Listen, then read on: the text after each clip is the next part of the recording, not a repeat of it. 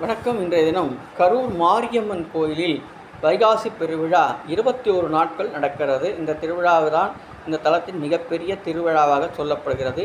வைகாசி பெருந்திருவிழாவை பொறுத்தவரை சித்திரை மாத இறுதியில் திருவிழா தொடங்கி வைகாசி மாதத்தில் பெருவிழா நடப்பது வழக்கம்.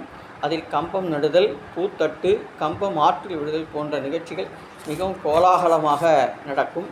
கரூர் மாரியம்மன் வைகாசி திருவிழாவின் முதல் நிகழ்வாக கம்பம் நடுவிழா கோலாகலமாக அமராவதி ஆற்றங்கரையில் தொடங்கும்.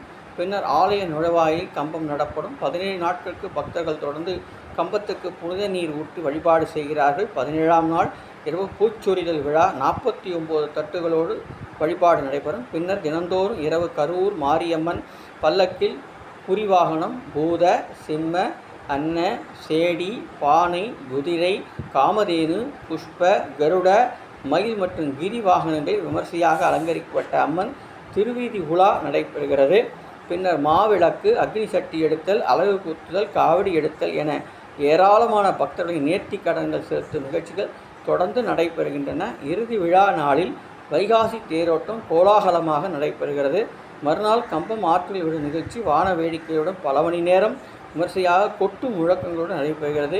இந்த நிகழ்ச்சியை காண லட்சத்துக்கு மேற்பட்ட பக்தர்கள் வருகிறார்கள் என்பதை தெரிந்து கொண்டோம். நன்றி.